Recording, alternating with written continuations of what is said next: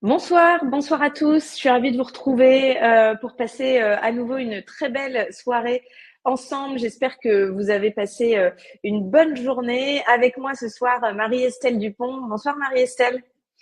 Bonsoir Leslie, Ravie bonsoir de à tous. t'accueillir. Ravie de t'accueillir avec nous et de te retrouver. Marie-Estelle, pour ceux qui ne te connaîtraient pas encore, je rappelle que tu es psychologue clinicienne, tu es auteur de plusieurs ouvrages à succès, Être parent en temps de crise, Se libérer de son moi toxique, Réussir son divorce aussi. Et pardon, je bois un petit verre d'eau, j'ai démarré un peu trop vite. On est à 60 000 exemplaires vendus pour se libérer de son moi toxique et il est traduit en russe et en polonais cette année. Incroyable. Donc on a vraiment beaucoup de On a chance que tous tu un moi sois. toxique. C'est ça, on a tous un moi toxique. Merci en tout cas Marie-Estelle d'être avec nous et de nous accorder une heure, un petit peu plus d'une heure de ton temps ce soir. Avec toi, on va aborder une thématique qui nous est beaucoup demandée, qui nous a été beaucoup demandée et qui nourrit beaucoup de nos réflexions et de nos discussions. Je suis sûre que vous allez vous reconnaître là-dedans. Comment avoir une relation de couple harmonieuse sans dépendre de l'autre, ni s'oublier soi-même, comment avoir une relation de couple harmonieuse sans dépendre de l'autre, ni s'oublier soi-même. Voilà de quoi on va se parler ce soir avec Marie-Estelle. Alors, on a un programme qui est pas mal chargé avec des questions qui vont vous parler à tous, des thématiques qui vont vous parler à tous ou qui vont peut-être aussi vous permettre de conseiller un ami, une amie, un proche. Donc voilà, c'est vraiment d'utilité publique, j'ai envie de vous dire, cette thématique. Euh, voilà le programme. Alors, on va aborder toutes ces questions-là avec Marie-Estelle. Trouver l'équilibre entre amour et indépendance dans votre couple. Éviter la dépendance affective sans tomber dans l'égoïsme. La dépendance affective, quel sujet. On dit beaucoup de choses sur la dépendance affective, donc je pense qu'on va un petit peu rétablir aussi le vrai du faux avec Marie-Estelle. Et enfin, comment trouver un terrain d'entente sur les questions financières. Vaste sujet, mais qui peut poser de sacrés problèmes dans le couple, on le sait. Et enfin, restez bien avec nous puisque on terminera avec une session de questions-réponses avec Marie-Estelle. Donc, c'est une occasion assez unique de lui poser directement votre question. Elle répondra à un maximum d'entre elles. Vous pouvez bien entendu interagir avec nous dans le chat tout au long de cette conférence. Pour les questions donc de la fin de cette conférence, vous les posez dans l'onglet Q&A et toute notre équipe se charge de les noter, de me les transmettre et j'en poserai bien sûr un maximum à Marie-Estelle en toute fin de conférence. Alors, juste avant de démarrer, pour ceux qui assisteraient à une conférence Mentor Show pour la première fois, je vais vous présenter qui nous sommes assez rapidement. Sachez que ça fait 5 ans qu'on existe, on a fêté notre anniversaire il n'y a pas si longtemps que ça, 5 ans qu'on vous propose des masterclass avec les plus grands experts en leur domaine. On en a plus d'une cinquantaine aujourd'hui. Qu'est-ce qu'une masterclass? Une masterclass, c'est comme une série, si vous voulez, en plusieurs leçons qui traitent d'une thématique et donc c'est comme un parcours un peu initiatique dans lequel vous allez vous perfectionner, dans lequel vous allez essayer eh bien de travailler sur vous, de vous améliorer, de régler peut-être des conflits intérieurs. Eh bien c'est ça qu'on vous propose avec bien entendu de super mentors. Donc comme Marie-Estelle qui a créé une masterclass pour nous dont je vais vous parler dans un moment, les secrets des couples qui durent. Mais on a aussi pas mal de mentors que vous devez certainement connaître, Christophe André, Frédéric Lenoir, Boris Cyrulnik, Natacha Calestrémé, Lise Bourbeau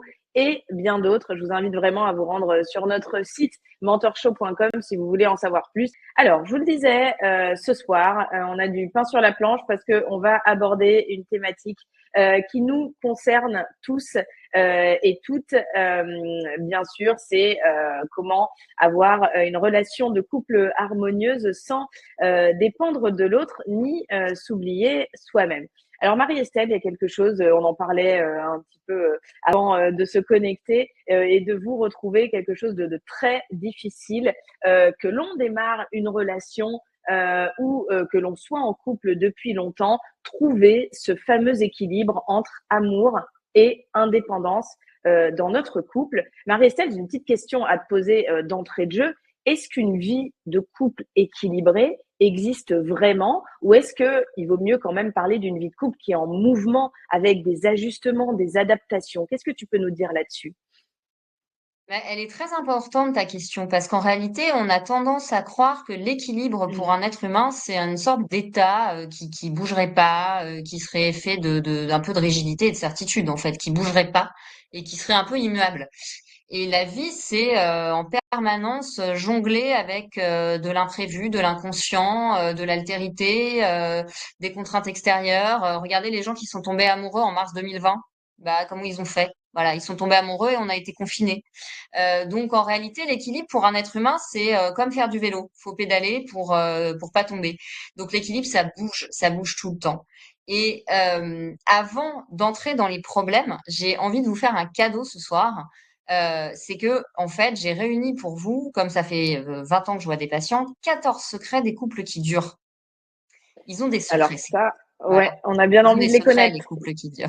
Peut-être prenez Les un couples petit papier, on va peut-être quelques secondes, prenez un petit papier, un stylo, votre téléphone dans notes si vous avez envie de noter les Et alors 14 après, on pourra secrets. rebondir dessus, en clarifier certains, en approfondir d'autres, mais déjà, on peut donner 14 euh, petites règles d'or qui peuvent être un peu des mantras.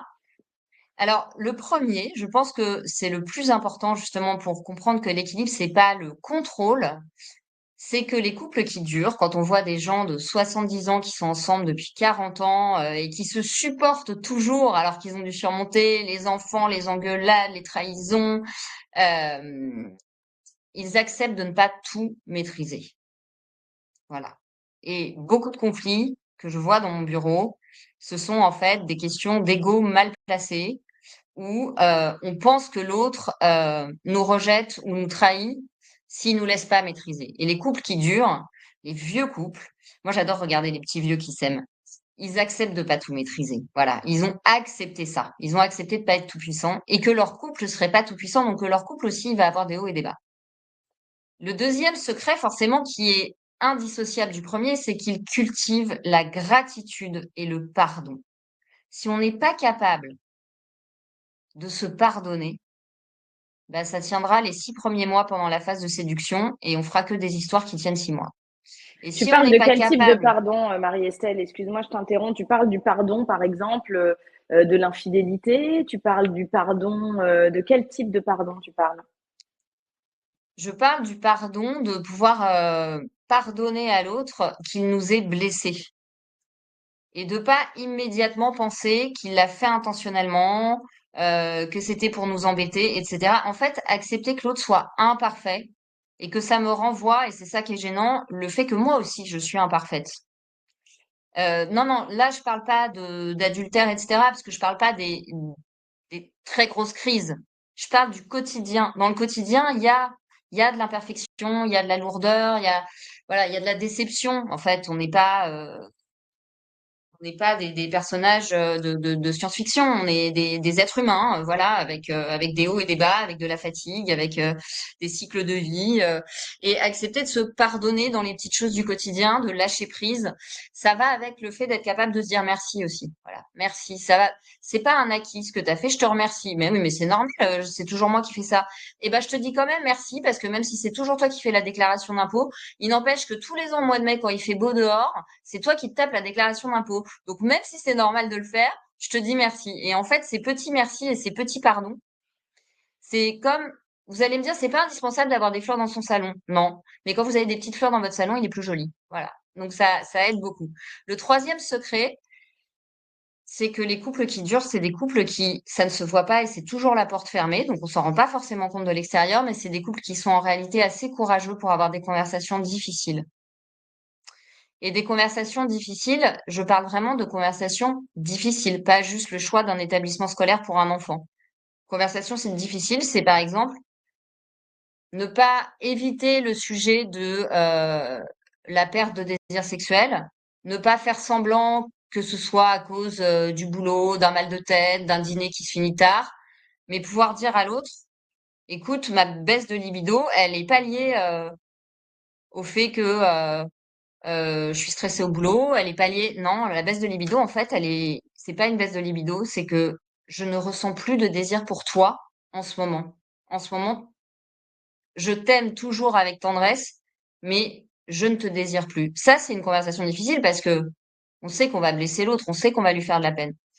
Sauf qu'en fait, si on le dit pas, on prive l'autre de la possibilité de faire quelque chose et on prive le couple de trouver une solution. Donc, on va rester dans l'impasse.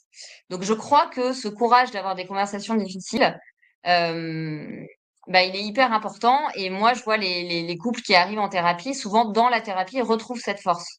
Ils ont moins peur.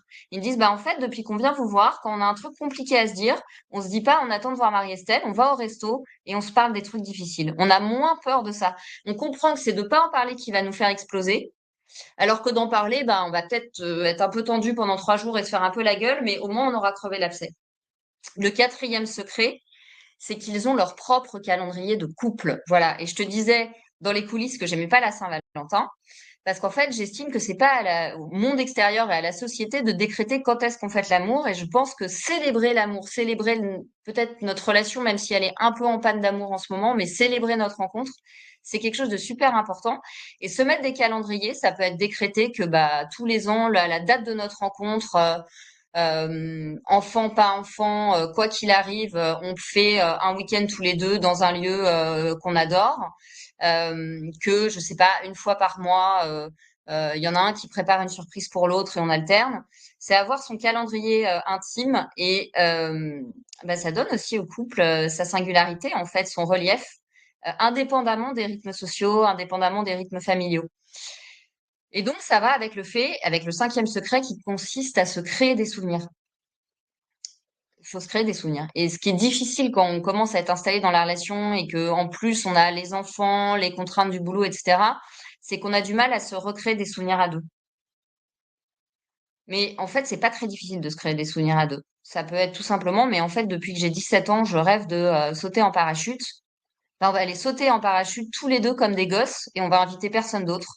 Et on va se créer des occasions de se marrer et de nourrir la complicité qu'on avait au début et qu'évidemment, bah oui, avec tout le côté hyper responsabilisant de la vie d'adulte, bah, voilà, ce truc-là, il s'est un petit peu émoussé avec le temps parfois.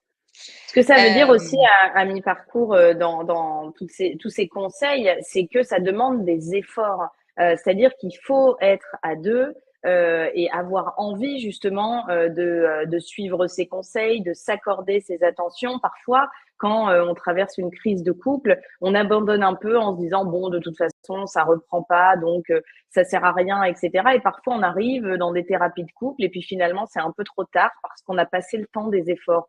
Et moi, je trouve que ce que tu dis, même si on peut peut-être pas tout mettre en pratique, quand on sent que voilà l'un ou l'autre prenons des chemins un peu différents et qu'il y a besoin de réunifier le couple, je trouve que c'est intéressant et que c'est important que les deux soient justement dans cette dynamique-là. Mais ce que ça veut dire, c'est qu'il faut travailler sur soi. Ça demande des efforts. Les couples qui durent, comme tu le dis, ça leur tombe pas dessus. Il y a à un moment donné une envie réciproque et un contrat réciproque pour justement aller de l'avant, si tu es d'accord avec moi.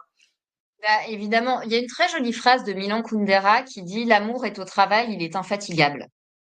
Et en fait, un des gros, un des secrets des couples qui durent, c'est qu'ils ne se prennent jamais pour acquis. Donc, ils savent que le couple, il n'est pas acquis et que comme le travail, comme une maison qu'on entretient, comme les enfants qu'on éduque jour après jour, eh ben, le couple est à part entière un travail et il faut avoir l'honnêteté de se dire à certaines périodes de sa vie, par exemple quand on vient de divorcer, ou qu'on vient de se séparer, là je n'ai pas envie d'être en couple parce que j'ai peur d'être seule, certes, mais la réalité c'est que je n'ai rien à donner à quelqu'un et donc que j'aurais pas envie de faire d'efforts. Si on n'a pas envie de faire d'efforts, faut pas se mettre en couple. Voilà, parce que évidemment que c'est du boulot. Mais tu vois, dans mon bouquin Réussir son divorce, que j'ai écrit pour aider les gens qui, notamment, essayent de recomposer des familles, etc., et qui se retrouvent en difficulté ou qui, voilà, qui sont peinés de divorcer, mais qui veulent préserver leurs enfants, voilà, donc j'ai écrit ce livre. Je dis, mais en fait, une relation, elle se réussit à deux et elle se rate à deux. Donc, quand tu dis, il faut que les deux aient envie de faire des efforts, bah oui, en fait, c'est la condition sine qua non. On peut pas faire une relation tout seul. S'il n'y a pas la réciprocité et le respect, il n'y a pas de relation. Donc, c'est sûr que quand je vois un couple qui arrive où ça va très mal, mais les deux ont envie de se battre, je sais qu'on va faire quelque chose. Quand je vois un couple où ça va pas si mal, mais je vois qu'il y en a un qui a lâché l'affaire dans sa tête, bah, je me dis, c'est mort. C'est mort parce que l'autre, il peut mettre 200%. Si l'autre, il met 0%, ça fera jamais 100, la moyenne. C'est toujours le zéro qui tirera le 200 vers le bas et jamais l'inverse. Donc, c'est sûr que les efforts, ça doit venir des deux côtés. C'est est-ce que j'ai envie de bosser pour cette histoire? Est-ce que j'ai envie que mon histoire, elle marche, en fait? Donc voilà, ils savent se demander pardon. Et puis, je crois que l'intimité du couple, c'est quelque chose de très important. C'est-à-dire, c'est des couples, les couples qui durent, c'est des couples qui racontent pas leurs problèmes à tout le monde et qui savent ne pas parler de leurs différends, par exemple, aux frères et sœurs ou aux beaux-parents. Parce qu'on sait pas ce que les autres vivent. On sait pas s'il n'y a pas un peu de jalousie. On sait pas si l'autre, il est pas en bad avec sa femme et du coup, il va bien, bien, bien vous enfoncer l'image que vous avez de votre femme. Bon. Donc, on parle pas de ces problèmes à n'importe qui, mais par contre, on ose se faire aider et voilà, aller voir 3, 4 fois un thérapeute de couple. Parfois, ça suffit à relancer une dynamique. Ils défendent l'autre en public. Même si je me suis engueulée avec mon mari avant de venir, si on attaque mon mari en public, je défends mon mari. Et ça, c'est hyper important parce que là, j'ai pris l'exemple du mari, mais j'ai des femmes qui me disent, j'ai pas compris à ce repas, j'ai pris un scud et il a fait semblant de pas entendre. Et je me suis sentie vachement plus blessée par cette trahison que par le scud que j'avais pris parce qu'en fait, celui-là, je le connais pas et je m'en fous. Donc, se défendre en public, c'est très important. Défendre son château fort, quoi. Faire équipe, très important. Et c'est vrai que c'est une situation qui se présente souvent et qui, en effet, comme tu le disais, a des conséquences énormes et provoque des disputes gigantesques parce que finalement, même si derrière on n'est pas d'accord et on se le dit en off, mais quand ça arrive, où on se prend un scud de la belle-mère, etc., etc., et que le mari ne s'oppose pas à sa mère ou son père, etc., et ne nous défend pas, je trouve que c'est assez compliqué et ça c'est une vraie recette de l'équilibre, même si ce sont des situations qui se présentent pas tout le temps, mais aux périodes de fêtes, de réunions familiales, etc. Et c'est vrai que quand on sait qu'on peut compter l'un sur l'autre dans ces moments-là, c'est une force supplémentaire. On n'y pense pas forcément dans les recettes des couples qui durent, mais c'est très important que tu en parles. Oui, oui, bah là, moi, j'ai passé une partie du mois de janvier à débriefer les fêtes de mes patients et effectivement un truc qui revient, quoi. On s'est engueulé en rentrant en voiture parce que j'ai pris sur moi chez mes beaux-parents et que voilà et que il s'est pas positionné. Donc oui, oui, bien sûr, c'est très important. Et donc, bah, j'en viens à un secret supplémentaire, c'est qu'en général, ce sont des couples qui savent parfaitement bien donner la bonne place, la juste place aux familles d'origine. Donc on les voit, mais il y a la famille d'origine et il y a notre famille. Et en fait, les deux espaces psychiques sont bien différenciés. Et quand je vais chez mes parents, je suis toujours aussi la femme de mon mari et je ne redeviens pas la petite fille de ses parents. Vous voyez, et ça, c'est quelque chose qui demande d'avoir fait en fait un travail sur soi, parce que pour que ça se passe bien dans le couple, faut que chacun ait à minima réglé ses problématiques avec sa famille d'origine et avec ce que ses parents lui renvoient comme image de lui en tant qu'enfant. Voilà. Et puis les deux derniers secrets, c'est ils ne se surveillent pas. Ils sont dans un respect et une confiance qui sont la base de la relation. C'est-à-dire que si vous sentez que vous devez commencer à surveiller l'autre, ça va pas. Moi, il me serait jamais venu à l'idée pendant mes 15 ans où j'étais avec mon ex-mari de regarder dans son téléphone. C'était lunaire pour moi de faire ça. Et j'entends de plus en plus de gens qui ont peur, sans doute, avec l'explosion des réseaux sociaux, des zones un peu floues, de flirt, etc., qui sont tentés de regarder. Et ça, je pense que quand on sent qu'on commence à avoir cette envie-là, il y a un gros warning qui s'allume. C'est qu'il y a un truc qui est pas sécure dans la relation. Mais est-ce que ça Et dépend pas aussi de notre propre estime de nous et de notre propre confiance en nous? Parce qu'on va se parler de la fameuse jalousie, mais parfois, euh, elle est un peu irrationnelle, l'autre ne nous trompe pas ou n'a rien à se reprocher, et puis on n'a pas confiance en nous suffisamment à différentes périodes de notre vie, et donc forcément, ça se traduit parfois par de la jalousie, de la suspicion. Comment tu pourrais conseiller les personnes qui se reconnaissent dans l'exemple que je viens de citer?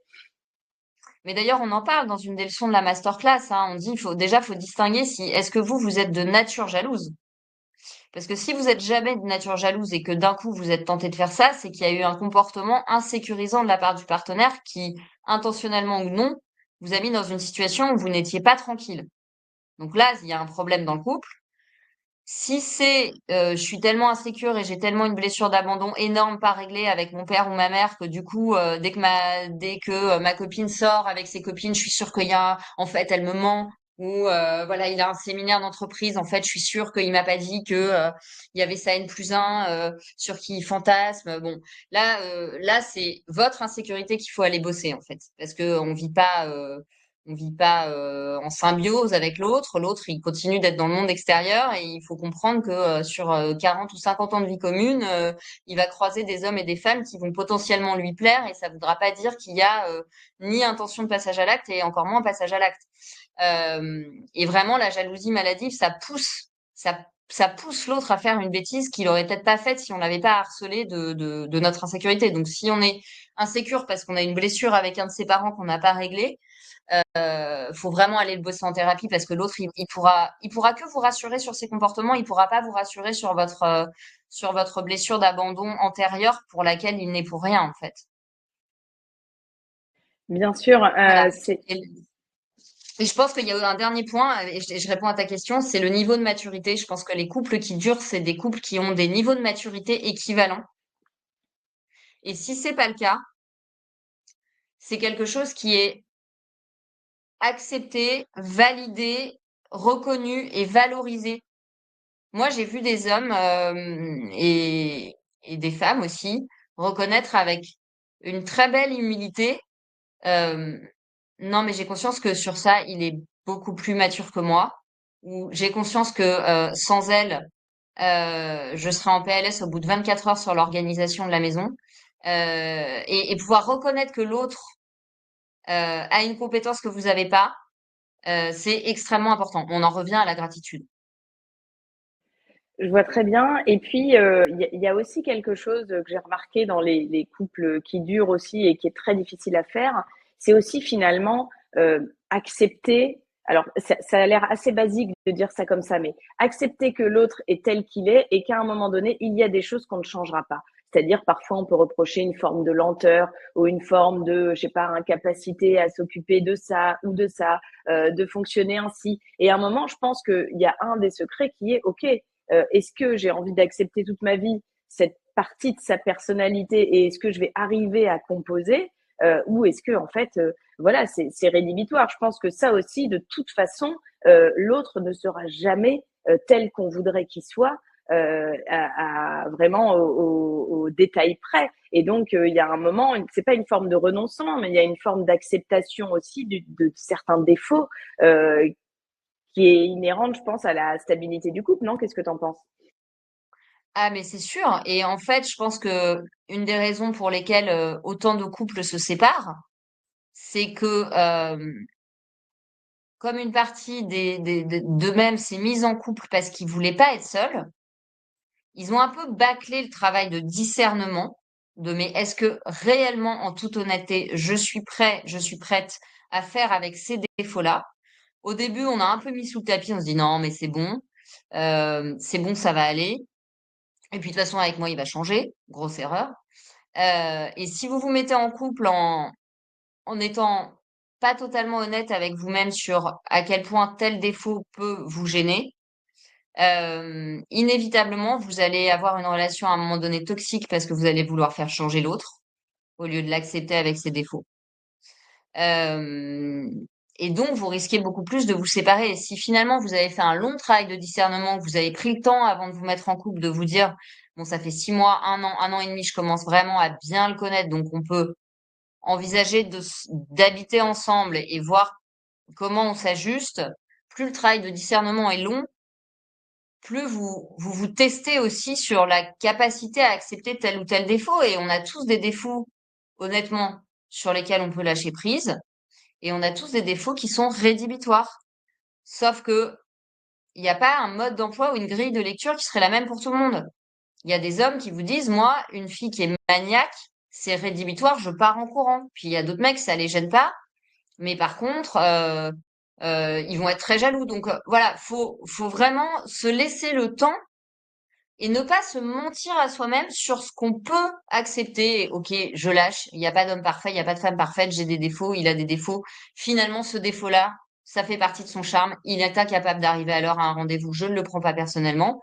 Euh, et puis, il y a des défauts qu'on supportera pas du fait de notre personnalité, du fait de notre histoire, du fait de nos blessures, du fait, voilà. Et dans ces cas-là, faut pas y aller. Faut pas y aller parce que vous allez le faire souffrir ou la faire souffrir. Vous allez lui demander de changer. Donc voilà, faut jamais. T'as dit un truc important. En fait, ce que tu dis, c'est faut pas attendre de l'autre ce qu'il peut pas nous donner.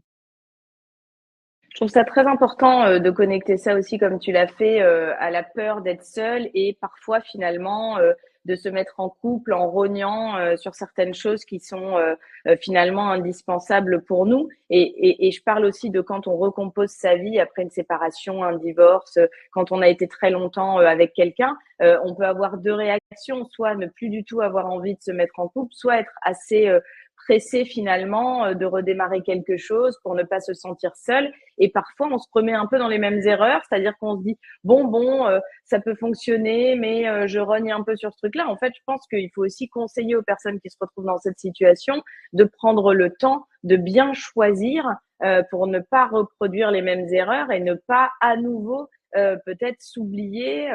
Il est possible, enfin, je pense qu'on peut aussi rassurer les gens, je sais pas ce que tu en penses, de recomposer à un moment donné sa vie en cochant des cases qui n'ont pas été cochées par le passé et en trouvant quelqu'un qui correspond. Je trouve que c'est difficile comme exercice, mais ça doit prendre certainement du temps, mais ça vaut le coup de le prendre ce temps, non? Qu'est-ce que tu en penses? Bah, je pense que quand tu te sépares après une relation longue ou une relation où il y a des enfants en commun, etc., faut pas minimiser l'impact psychique de la séparation, même pour celui qui prend la décision. C'est jamais facile de quitter le père ou la mère de ses enfants. C'est jamais facile de partir au bout de 10 ans. On le fait pas de gaieté de cœur. On le fait parce qu'on était vraiment malheureux. Donc, si on mesure pas l'impact que ça a et qu'on se laisse pas le temps de faire d'être en deuil, on a perdre une relation, c'est comme perdre un être cher au niveau psychique. Le cerveau, il fait pas la différence. Tu es en deuil. Tu n'es plus la femme d'eux, tu n'es plus le mari d'eux. Donc tous les habitus sociaux, mais même les odeurs, même les rythmes de vie, enfin ton inconscient, il est encore dans la relation pendant un certain temps. Et quand on a eu une relation longue, si on se laisse aller au vertige de la solitude, on va reprendre quelqu'un de manière presque consumériste pour pas être seul. Alors là, c'est l'horreur pour tout le monde. En fait, ça va se passer mal. On va exploser en vol au bout de quelques mois. Parce que tous les red flags, tous les petits traumas, tous les micro-traumas qu'on n'a pas réglés, l'autre va les allumer par un geste anodin. Enfin, ça peut être n'importe quoi. Il va pas ranger un truc en sortant de la cuisine et ça va vous rappeler des disputes parce que vous étiez pas d'accord sur la gestion des tâches ménagères, alors qu'en fait, il est juste parti mettre son téléphone à charger et il revient ranger la cuisine. Donc c'est important de se laisser du temps et de pas choisir quelqu'un parce qu'on a peur du vide, mais vraiment de se dire, OK, là, je me suis plantée, je vais pas me planter 2 fois. Donc, qu'est-ce que je veux vraiment chez la personne que je vais rencontrer, qui n'est plus négociable. Je n'essaye plus d'être avec quelqu'un, je dis n'importe quoi, qui n'est pas de la même confession religieuse parce que, en fait, ça m'a trop fait souffrir. Donc maintenant, je veux quelqu'un qui partage ma foi ou qui partage mes valeurs ou qui, j'en sais rien moi, ou qui est prêt à quitter Paris. Enfin, voilà, les trucs qui sont pas négociables pour toi à ce moment de ta vie. Et Comme ça, même tu sur vas éliminer. la sexualité, qui est aussi une question. Voilà, je pense que ça aussi, c'est parfois et trop souvent, on fait des compromis là-dessus. Et je pense que ça vaut le coup aussi de prendre le temps de trouver quelqu'un qui correspond sur cet aspect-là, si il nous a manqué dans une précédente relation. Bah voilà, bah ça Et peut être ça un prend du critère, ça temps. peut être je me remettrai plus jamais en couple avec quelqu'un avec qui je me sens pas en osmose sexuellement parce que en fait bon bah je l'aimais mais mine de rien pendant 15 ans j'étais mal au lit donc voilà bah maintenant ça c'est important. Donc voilà, c'est chacun ses critères en fonction de ce qu'il a vécu comme échec avant et je pense qu'il faut pas avoir peur de laisser passer des opportunités qui sembleraient séduisantes ou attirantes parce que il y a quelque chose qui passe, il y a une attirance intellectuelle ou il y a une attirance physique, voilà, mais où les choses qui sont fondamentales pour toi ne marchent pas. Dans ces cas-là, on va se replanter sur le long terme. Et je pense que la sexualité, c'est extrêmement important. Les valeurs communes, c'est extrêmement important. En fait, c'est pas vrai qu'on peut faire sa vie avec quelqu'un qui a pas du tout les mêmes valeurs que nous. Il y a un moment donné où ça marche pas. Euh, voilà, il y a des choses comme ça, ou l'éducation des enfants. Si vous vous mettez en recomposition familiale avec quelqu'un qui, et raccord sur rien dans l'éducation que vous voulez donner à vos enfants, ça va juste être un enfer de passer des vacances ensemble. Absolument, ou dans la manière de s'adresser aux enfants, de gérer le quotidien, etc. Bien entendu. Et c'est important ce que tu dis, de prendre ce temps-là. Et je pense que ce sont de bonnes pistes. Et voilà, et cette conférence, elle a le mérite de pouvoir s'adresser à la fois aux personnes qui peut-être traversent une crise de couple ou qui ont envie que leur couple dure, mais aussi aux personnes qui eh bien, se retrouvent en cours de séparation ou fraîchement séparées, ou personnes qui démarrent une histoire. Et c'est le mérite de cette conférence et c'est aussi le mérite de la masterclass que tu as créée pour nous, dont on va parler dans un moment. Donc déjà, merci pour ces enseignements. Dans une deuxième partie, je voulais aborder avec toi un sujet. Alors, on en trouve des louches sur Internet, dans plein de supports différents. C'est cette question de la dépendance affective. Je pense que tu dois être souvent en train de l'aborder. Moi, j'aimerais que tu puisses un peu nous dire de quoi il s'agit vraiment quand on parle de dépendance affective, parce que on entend un peu tout et n'importe quoi. Et moi, j'aimerais bien que tu nous donnes ta définition, en tout cas. Oui, merci Leslie pour ta question. Alors, en fait, la dépendance affective sur le plan psychopathologique, ça correspond à quelque chose de bien précis. Le fait d'être dépendant quand on est amoureux, c'est normal, c'est un peu le principe. Je suis mieux quand tu es là.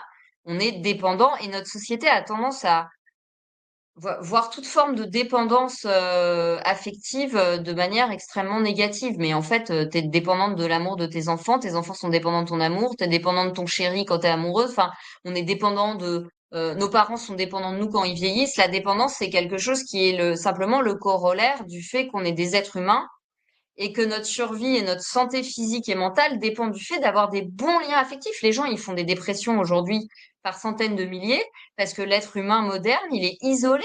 On a besoin Mmh. de liens affectifs forts pour aller bien. L'attachement, Donc oui, bien sûr. l'interdépendance, c'est quelque chose de sain. L'attachement, c'est quelque chose de nécessaire à la santé. Un bébé qui est séparé trop vite de sa mère, il fait une dépression. Donc, la dépendance n'est pas en soi pathologique. Elle est constitutive de la condition humaine, en fait. Ce qu'on appelle donc la dépendance affective, c'est le fait de ne, et qui est la pathologique, c'est le fait, c'est pour ça qu'il faudrait trouver un autre mot que le terme dépendance. Donc, moi, je préfère dire interdépendance. L'interdépendance, c'est sain. Et la dépendance affective, c'est le fait que ton état d'être intérieur est entièrement déterminé par la personne qui est à côté de toi et par ton environnement. Donc ça veut dire que ton estime de toi, elle dépend de l'approbation des autres, des regards des autres, du nombre de followers, des compliments de ton boss, je sais pas, de ce que dit ton conjoint. Donc s'il est de mauvaise humeur et qu'il te regarde pas, bah t'es effondré parce que tu as l'impression qu'en fait il t'en veut ou donc là tu es euh, entièrement déterminé par ce que les autres te renvoient de toi et tu peux pas passer une soirée seule ou un week-end seul sans te sentir anxieuse, à la recherche de compensation compulsive sur les réseaux sociaux, à scroller parce qu'en fait tu es en recherche d'affection mais tu n'en as pas conscience. Ou à faire du shopping pour compenser, ou à avoir besoin de parler à des gens, chatter pendant des heures avec des gens qu'en fait tu verras jamais. Voilà, ça veut dire que tu n'arrives pas à être bien avec toi. Le fait d'avoir besoin de relations affectives pour s'épanouir, c'est normal, mais le fait de pas pouvoir être en relation avec soi, ça veut dire qu'on a une fragilité dans la manière dont c'est construit. Donc en général, il y a eu une blessure d'abandon ou une blessure de rejet quand on était enfant et avec notre père, avec notre mère, peut-être avec notre fratrie aussi, parce que le regard de la fratrie a beaucoup d'importance hein, quand vous êtes je sais pas, quand vous êtes un petit garçon et que très clairement votre mère ne s'intéresse qu'à vos deux sœurs, euh, bah vous avez l'impression que vous comptez pour rien. Euh, Quand vous êtes une petite fille et puis que systématiquement vos grands frères vous renvoient des scuds ou se moquent de vous, vous avez peur du regard des hommes. Donc, si tu veux, ces blessures en général, elles sont dans l'enfance. Et ça va faire exactement ce que me disait une patiente aujourd'hui en consultation. Quand mon mari part en déplacement professionnel, je dégoupille. et c'est l'attaque de panique. J'arrive pas à dormir toute seule, je truc.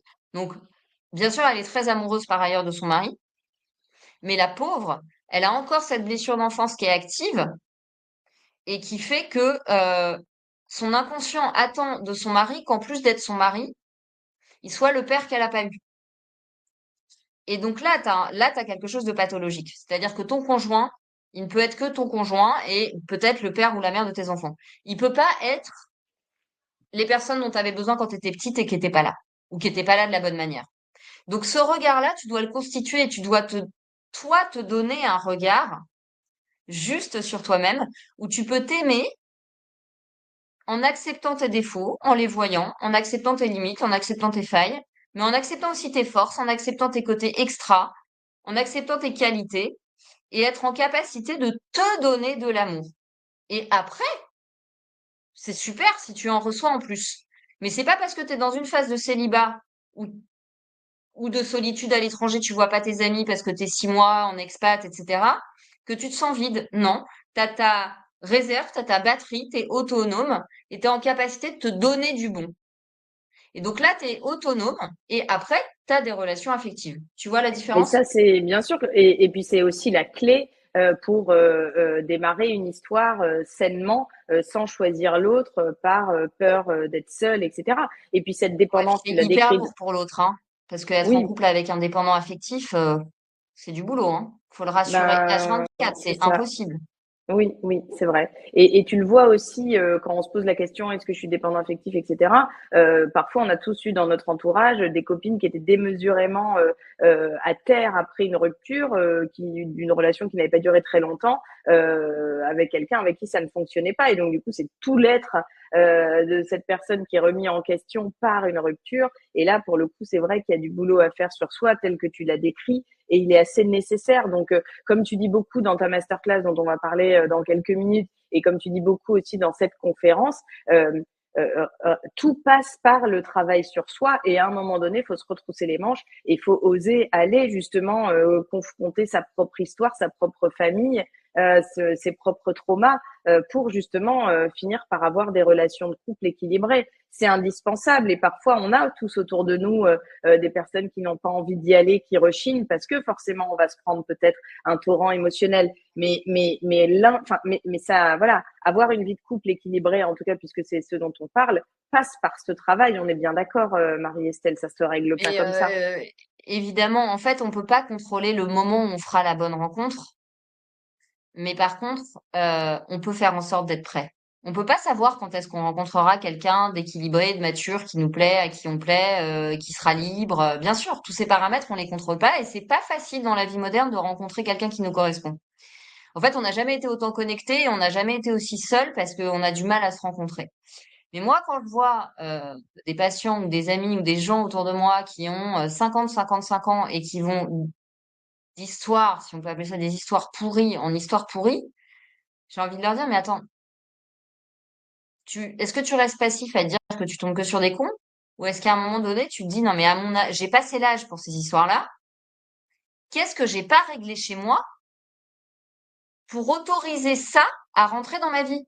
Parce que on est d'accord qu'on peut pas maîtriser l'autre, mais on peut régler le truc en soi qui fait qu'on n'a pas été honnête au démarrage et qu'on n'a pas mis le niveau d'exigence là où ça pouvait fonctionner. Et parfois, alors parfois on le met trop, mais en fait souvent ça foire parce qu'on l'a mis trop bas, comme tu disais tout à l'heure, et parce qu'on a peur d'être seul, on accepte des trucs en fait qui sont juste des énormes red flags au début, et on aurait gagné 2 ans si on les avait pas acceptés. Donc aller chez le psy à ce moment-là, l'intérêt, c'est qu'on se dit mais qu'est-ce qui n'était pas réglé chez moi quand on s'est rencontrés, qui a fait que je suis retombée sur ça? Et donc moi, j'ai presque envie de dire, on doit dire merci aux gens avec qui ça a foiré, parce qu'ils nous ont obligés à prendre conscience du truc qu'on n'avait pas encore réglé chez nous, et qui a fait qu'on a laissé cette énergie-là rentrer dans notre champ. Tu vois ce que je veux dire? Je remets mon micro, pardon. Oui, oui, je vois très bien.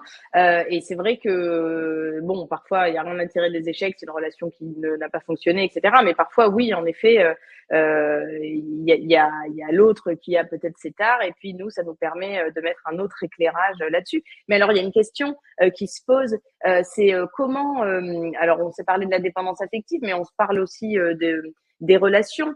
Comment affirmer finalement dans une histoire ses besoins sans tomber dans l'égoïsme. On a parlé du cas où tu t'es séparé, il y a des choses dont tu veux pas, et puis quand tu te remets en couple avec quelqu'un, tu dis ah ben non ça, moi je veux absolument qu'il y ait ça, ça, ça. Donc c'est choisir la personne avec laquelle on est, mais comment arriver à nouveau à s'accorder sans tomber dans l'égoïsme et de se dire ah non moi je suis comme ça, j'arrive comme ça, et si ça convient pas Être c'est non. rigide. Ouais. Ouais, alors souvent quand on n'est pas guéri d'une séparation, on est rigide.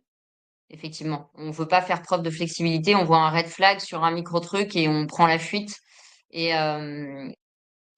et je vois pas mal d'hommes qui sont pas guéris en réalité de leur séparation. Alors ils croient qu'ils veulent se remettre en couple parce qu'en fait ils ont très peur d'être seuls, mais ils ont plus du tout de flexibilité mentale et le moindre truc qui est pas comme ils voudraient, ils se décomposent en fait.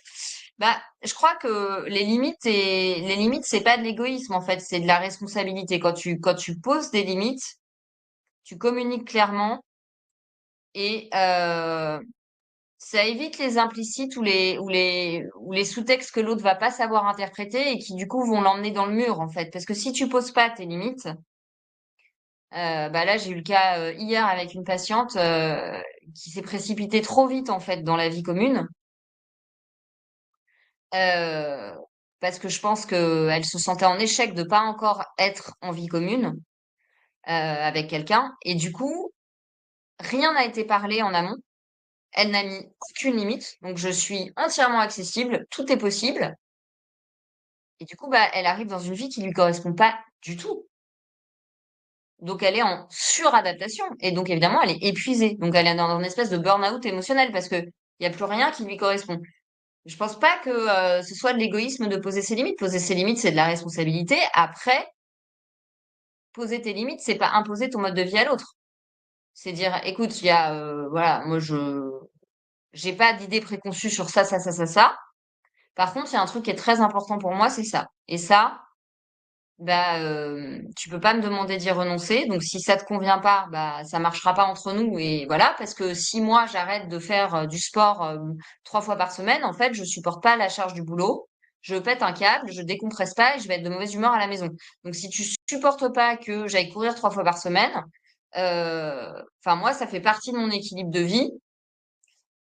Voilà, le prends pas personnellement, c'est pas parce que j'ai pas envie d'être avec toi quand je vais courir, c'est pas parce que je m'ennuie, c'est juste qu'en fait, c'est voilà, c'est comme mes 7 heures de sommeil, si pendant un mois je dors 4 heures par nuit, ça va pas le faire. Et quand on le dit comme ça, en général l'autre il l'accepte parce que il voit bien que c'est pas des prétextes que vous inventez après coup pour l'emmerder en fait.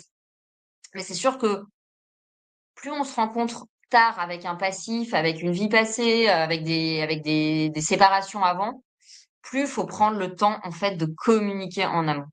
Parce qu'on arrive avec des histoires que l'autre ne connaît pas et qui créent des filtres, en fait, chez nous, sur notre manière de percevoir les événements. C'est très juste et c'est limpide. Merci pour ces éclairages. Il y a une question qu'on voulait aborder ce soir aussi parce qu'elle nous est beaucoup posée. C'est la question de l'argent dans le couple. Vaste question, souvent pour plein de raisons qui dépendent de notre schéma familial, nos parents, notre milieu social, la valeur qu'on attribue à l'argent, ce que ça représente pour nous. Eh bien, c'est un gros sujet de discorde dans le couple. Alors, on ne peut pas trouver la solution pour tous les problèmes d'argent qu'il y a dans tous les couples, mais malgré tout, Marie-Estelle, quelles sont les questions à se poser quand on voit que l'argent commence à poser problème dans le couple?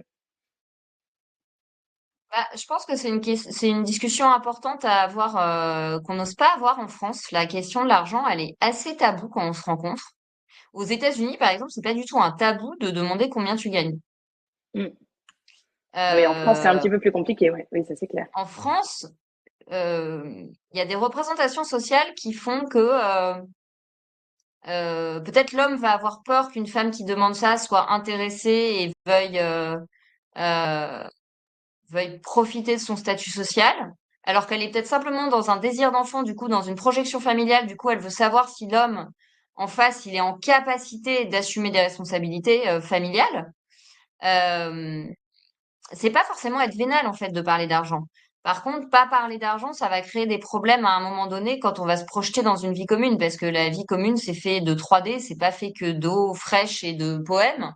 Et dans la 3D, dans un contexte en plus économique qui est tendu avec une inflation de dingue, où honnêtement, la plupart des ménages qui n'avaient pas de problème avant commencent quand même à regarder à la dépense, très clairement. Il faut en parler, il faut parler de qu'est-ce que ça représente pour toi l'argent? Est-ce que pour toi l'argent c'est une sécurité? Est-ce que pour toi l'argent c'est un peu ta revanche sur la vie parce que t'étais pas bon à l'école et qu'on te disait que t'allais rien faire de ta life? Est-ce que donc déjà ce que notre imaginaire projette sur l'argent, ça joue beaucoup. Parce qu'en fait, 5 000 € pour toi et 5 000 € pour moi, derrière, on colporte pas du tout les mêmes choses. Il y a des gens pour qui l'argent, c'est pouvoir frimer, avoir des signes extérieurs de richesse, avoir un statut social. Il y a des gens pour qui l'argent, c'est j'ai vu tellement ma mère galérer toute seule à nourrir ses 3 enfants que je veux vraiment la sécurité, que ma famille soit tranquille. Donc c'est quelque chose de l'ordre du cocon. Il y a des gens pour qui l'argent, c'est la compensation d'un complexe physique, voilà. Donc, si déjà on peut expliciter ce que ça représente, euh, il y a moins de, il y a moins de non-dits. Ensuite, va se poser la question de la gestion de l'argent dès lors, enfin même avant de vivre ensemble. Si vous décidez de faire un voyage, vous êtes rencontrés, et puis tiens, bah dans un an, pour les 1 an de notre rencontre, on se fait un voyage en Inde, bah ça y est, la question de l'argent, elle arrive. Qui paye quoi, est-ce qu'on partage, est-ce qu'on se rembourse, est-ce que voilà. Et et ça, je pense que tant que c'est un tabou et qu'on n'en parle pas, bah à un moment donné, ça va péter.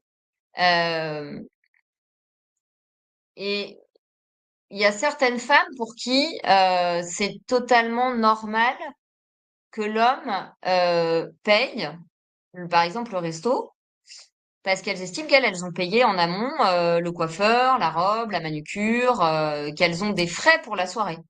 Et puis, il y a des femmes qui vont avoir un mindset très féministe et qui vont dire, non, mais n'importe quoi, on partage, hors de question, on m'achète pas. Donc, elles mettent ça. Donc, pour les mecs, c'est hyper compliqué de se positionner, en fait. Si on n'en parle pas, de nos jours, où les femmes ont un pouvoir économique, limité mais réel, il peut y avoir beaucoup de malentendus. Donc, faut vraiment en parler. Et après, j'ai envie de te dire, quand on habite ensemble, faut aussi avoir un peu de bon sens, en fait. Moi, je vois des jeunes, là, je vois un jeune couple en thérapie, ils sont adorables, ils ont même pas 30 ans, ils vivent ensemble depuis plusieurs années, et en fait, tout est hyper carré, tous les mois, ils savent combien ils mettent de côté pour leurs petits projets d'investissement, ils ont leur compte commun où il y a EDF, l'internet, le machin, le truc, le loyer, ils mettent chacun dans le compte commun tous les mois et ça part du compte commun. Et puis, ils ont chacun ce qu'ils gardent pour eux. Et ils ont un projet commun en tête où ils attendent de pouvoir mettre chacun la même chose pour investir ensemble. Donc eux, ça s'est fait hyper simplement, avec du bon sens, parce que je pense qu'ils se projettent à fond, qu'ils sont très amoureux et qu'ils conçoivent absolument pas de pas être une équipe en fait. Donc en tant qu'équipe, ils ont envie d'avancer ensemble, donc ils ont envie de s'enrichir ensemble, ils ont envie de se sécuriser ensemble. Et du coup, bah, c'est sûr qu'ils s'emmerdent pas pour des clopinettes ou pour 25 € de billets de train à se rembourser. Mais du coup, ils ont une vraie projection et une vraie répartition de l'argent sur le long terme. C'est une question de toute façon qui se discute et qui est aussi évolutive. Beaucoup peut-être d'entre nous, alors j'ai vu passer quelque chose sur le chat à ce sujet-là, sont confrontés au changement, l'envie de changer de vie du conjoint ou de la conjointe qui a envie de se lancer à son compte et de devenir auto-entrepreneur et donc de quitter peut-être un job un peu plus sécure. Oui, là, ça se discute beaucoup, voir si le couple est capable ou la famille de l'assumer, voir quelles solutions on peut trouver, voir qui ça insécurise, etc., etc. Mais comme tu l'as dit, bon, on peut pas apporter de solution pour chaque cas particulier ce soir, mais le secret reste de la communication et le dialogue, même aussi simplement que, tu sais, cette fameuse question de à la première date, au premier encart, qui paye, est-ce que je propose, est-ce que c'est à lui de payer, etc. Bah, pourquoi pas en parler, c'est-à-dire au moment de l'addition, tout le monde est parfois un peu tétanisé, est-ce que c'est lui, est-ce que c'est moi? Bon, bah aborder le sujet tout simplement. Voilà, qu'est-ce que tu en penses? Bon, voilà, je pense que tout est une question de communication. Après, parfois, Oui, et, voilà, c'est ça, c'est compliqué et, l'argent, c'est vrai. et moi, je donne souvent un conseil aux femmes quand elles commencent à avoir eu 2, 3 rendez-vous avec un homme. Si au fond d'elles, elles sont pas sûres d'avoir envie d'une relation avec cet homme, il faut qu'elles payent, qu'elles disent non mais là pour le dîner on fait moitié-moitié, ou bah écoute tu m'as payé les 3 premiers verres, ce soir c'est moi qui t'invite. C'est-à-dire, si elles sont pas sûres d'avoir envie de rentrer dans une relation amoureuse, mais qu'elles veulent encore se donner le temps quand même de le voir parce que peut-être que quand même elles apprécient, elles ont envie de le rencontrer, mais pour l'instant elles sont pas encore séduites. À un moment donné, qu'elles participent financièrement, c'est aussi une manière de dire à l'homme, attends, n'allons pas trop vite, je veux pas que tu me fasses forcément la cour. On fait connaissance, mais voilà, là c'est moi qui t'invite. C'est une manière aussi de calmer peut-être l'impatience en face, euh, et d'être juste. Parce que c'est pas juste non plus de laisser planer un malentendu pour se faire systématiquement inviter. Et en fait, ça relâche de la pression parce qu'au bout d'un moment, à se faire inviter tout le temps, elle va sentir qu'il y a une attente de passer la vitesse supérieure. Donc si elle a pas envie de passer à la vitesse supérieure, ralentir un peu, freiner un peu en disant allez tiens tu m'as invité 3 fois à prendre l'apéro ou 2 fois à prendre l'apéro, une fois à dîner, ce soir c'est moi qui t'invite, ça permet de voilà que l'autre se fasse pas trop de films et puis qu'il n'y ait pas trop de pression. Après je pense on peut pas prendre en charge, là je parle pas matériellement mais d'une manière générale, on peut pas prendre en charge ce que l'autre n'a pas réglé. Euh, Bon, par exemple, vous essayez une histoire parce que vous dites ça va marcher, mais en fait, le mec, c'est un évitant qui a pas réglé son angoisse d'attachement. Bah, en fait, à un moment donné, il faut le laisser partir parce que vous n'êtes pas de thérapeute, vous êtes sa petite amie et vous n'allez pas pouvoir le soigner de ses névroses et c'est pour lui que c'est triste. Vous, vous étiez prête, donc il faut rencontrer quelqu'un qui est prêt, quitte à On a un attendre un peu ce peu plus penchant-là, longtemps, les femmes. Hein. On a un peu ce penchant-là, les femmes, hein, de vouloir absolument faire la de faire les thérapie. infirmières. Ouais, de faire les Ouais, ouais, infirmières, de faire la thérapie de celui qui a pas réglé. Alors, j'ai l'impression que c'est très féminin. Alors peut-être que c'est pas du tout le cas. Tu peux nous dire ce que tu veux en thérapie, mais j'ai l'impression quand même en discutant avec des amies filles que on a quand même tout un peu cette tendance-là. Oui, bah, je dis toujours en rigolant, vous cherchez un homme, en fait, vous cherchez pas un projet thérapeutique. Et inversement, hein, parce que je vois des hommes qui morflent, hein, qui sont fous amoureux C'est d'une femme rigolo qui, comme expression, mais je pense qu'elle peut rester dans la tête et qu'on peut se le répéter en mantra. Ouais, c'est pas mal. et bah oui, on cherche à être en couple, pas à rentrer dans une prise en charge, quoi. Donc, et je vois des hommes aussi, hein, dans ce cas-là, hein, qui s'attachent à des femmes qui sont hyper blessées, qui arrivent pas à recevoir l'amour, et qui s'épuisent dans un rôle de soignant et de sauveur, mais jusqu'à un point de masochisme incroyable. Et en fait, je leur dis, mais à un moment donné, c'est elle qui devrait être peut-être dans mon cabinet, là. Donc, tant qu'elle a pas le déclic, qu'elle a envie d'être capable de recevoir de l'amour et qu'il faut qu'elle règle son problème avec sa mère ou son père, vous allez juste vous faire mal, en fait. Donc, partez par respect pour vous-même. Vous avez le droit de l'aimer, mais aimez-la ou aimez-le à une distance qui fait qu'il peut plus vous faire mal et permettez-vous de recevoir l'amour de quelqu'un qui est prêt à en donner et à en recevoir. Euh, du coup, on a fait une digression, mais oui, on parlait de l'argent. Je pense que c'est pareil. On peut pas soigner quelqu'un.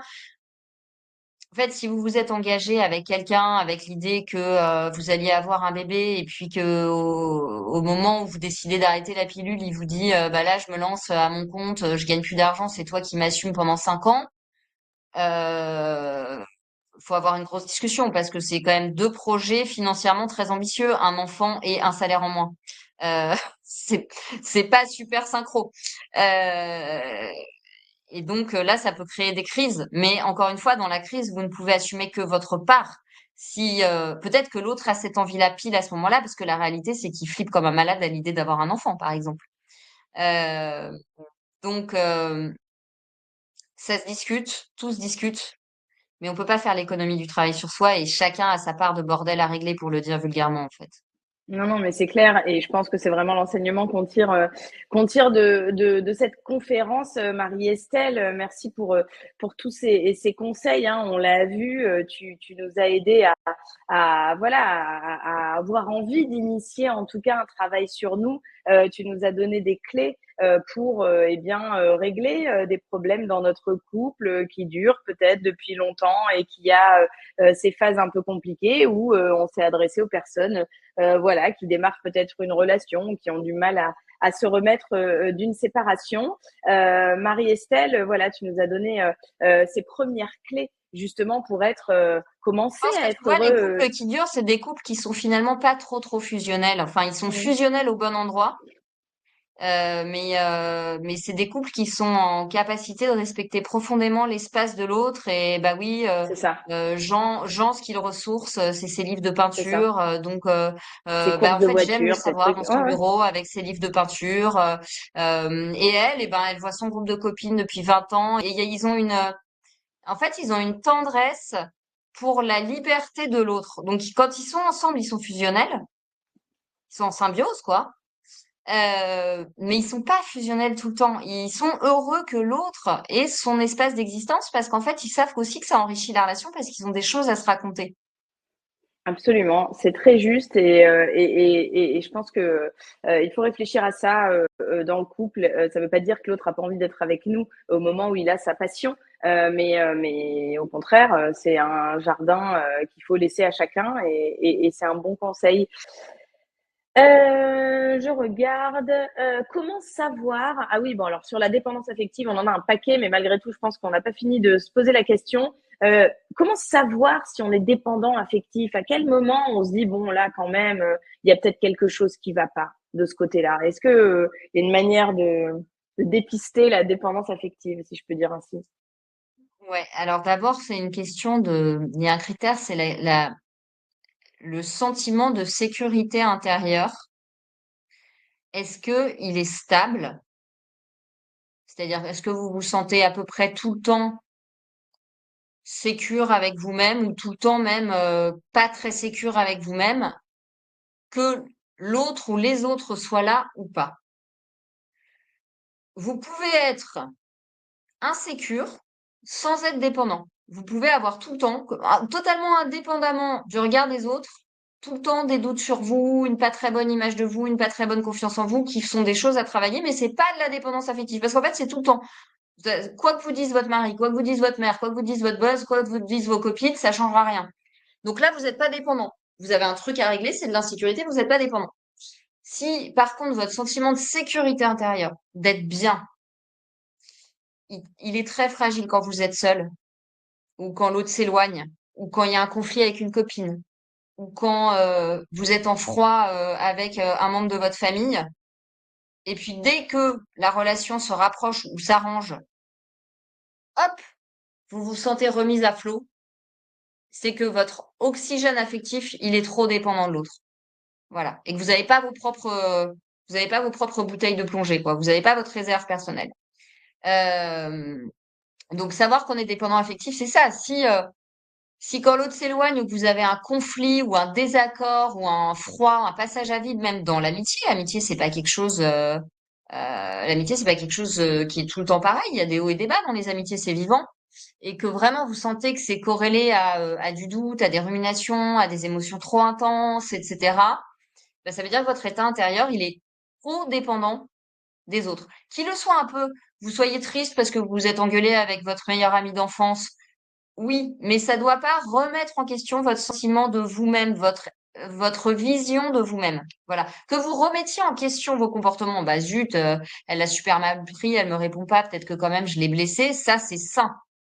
Mais que par contre vous vous disiez, je suis nulle, personne ne m'aime, de toute façon je vais finir seule avec mes chats. Là, ça veut dire qu'il y a un truc qui va pas au niveau vraiment de la sécurité intérieure et de la dépendance affective. Alors, il y a quelqu'un qui pose une question rigolote. Christelle, sachant qu'on est des êtres imparfaits, n'est-ce pas une utopie de vivre harmonieusement en couple? C'est marrant.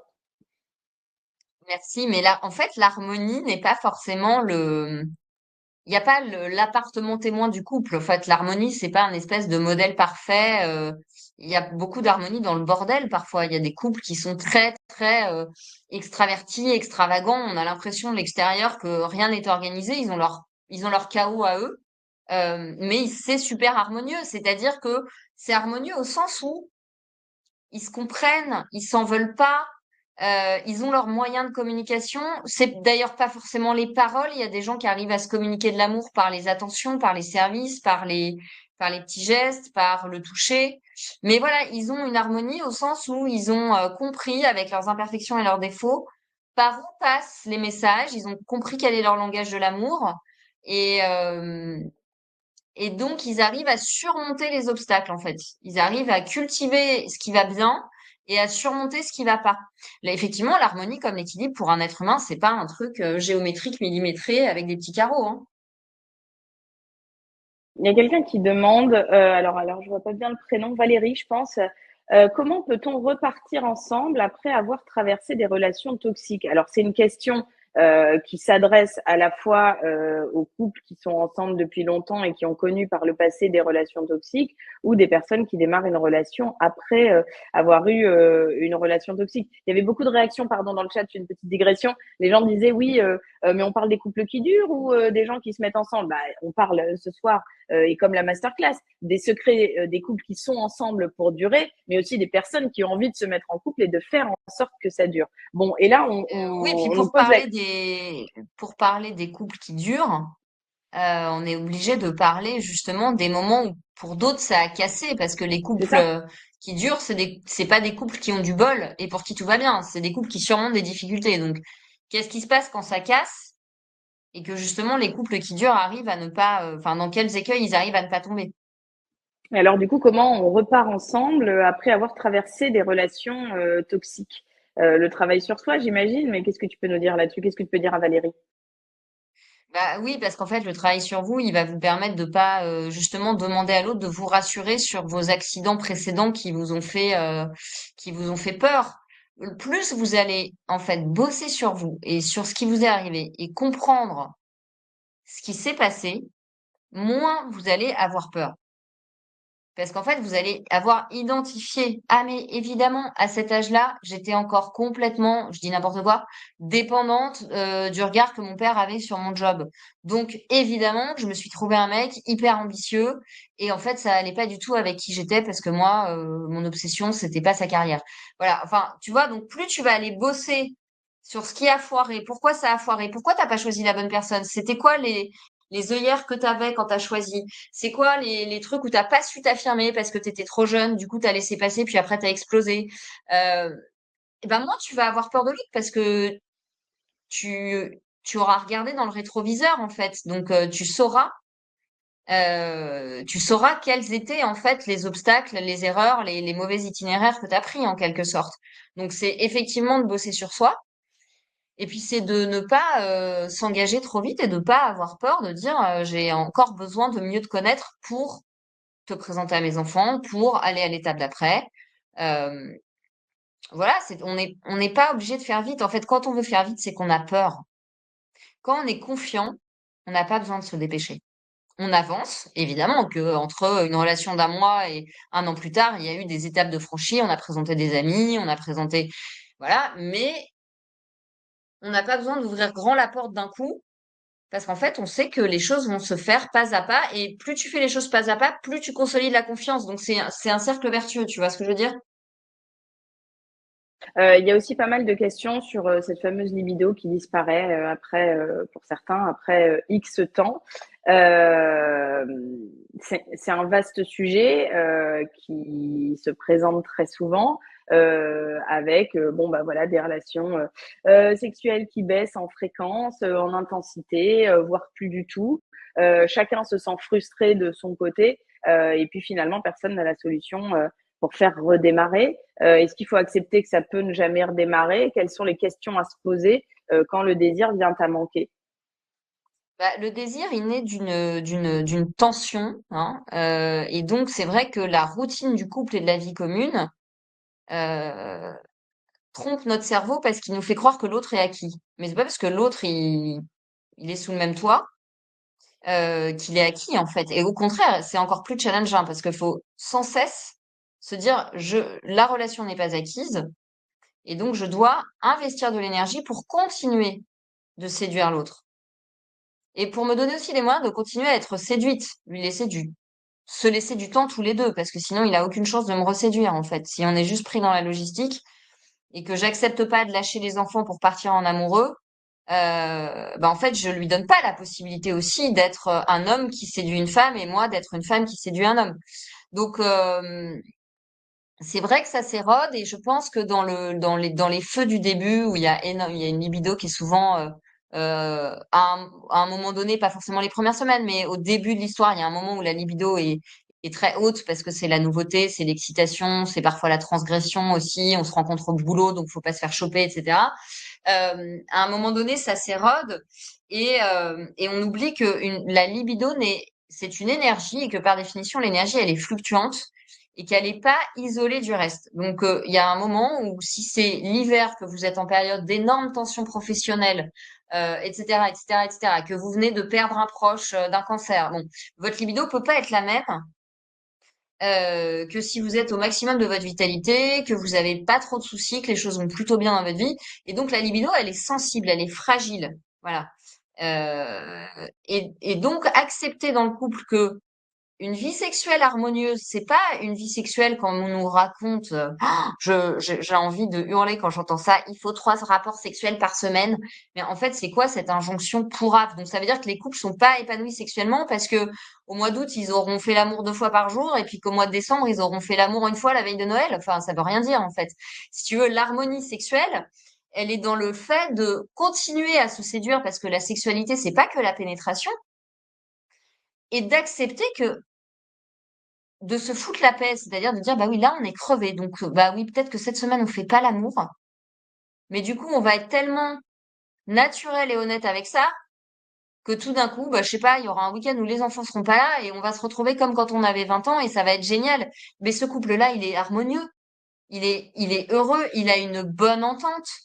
Donc faut sortir du mythe, voilà, un peu intelligence artificielle que la libido épanouie d'un couple, elle est stable 12 mois sur 12 toute l'année, tout le temps.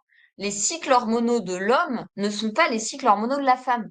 Donc, bah, il y a des femmes, par exemple, qui ont de la libido pendant la grossesse, et puis il y a des femmes, pendant la grossesse, elles n'ont plus de libido. Du tout. Bon.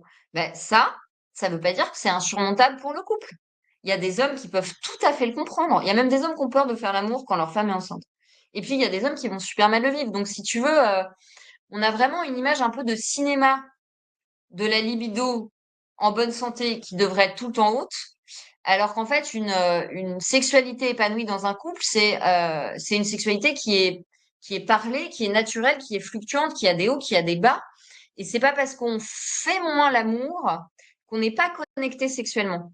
On peut continuer à se toucher, à se prendre dans les bras. Une femme qui vient d'avoir une chimiothérapie, elle peut continuer à avoir de la tendresse, de la sensualité avec son homme, ça va l'aider narcissiquement, même si elle n'est pas encore prête, par exemple, à reprendre des rapports sexuels stricto sensu, tu vois ce que je veux dire? Donc je pense que c'est ça l'harmonie, c'est quelque chose de très vivant. Merci beaucoup, Marie-Estelle, pour tout le temps que tu nous as accordé, pour ta générosité sur les réponses.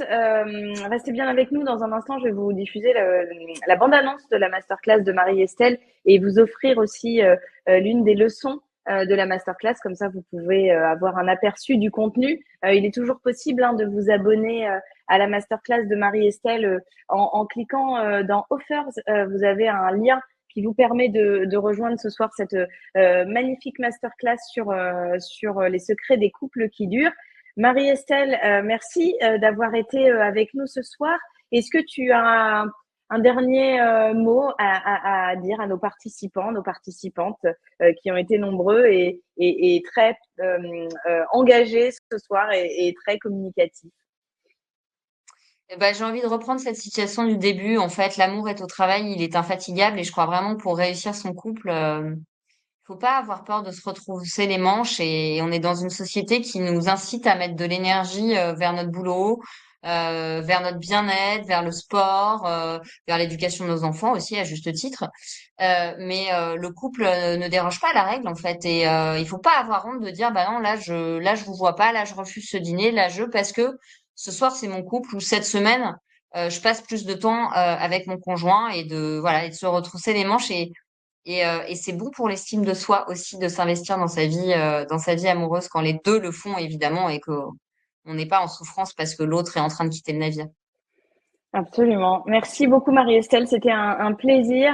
Je te dis à très vite, Marie-Estelle, et passe une belle soirée. À bientôt. Encore merci. À bientôt Leslie, à bientôt, Salut, bonne à soirée à bientôt. Bye tous. bye.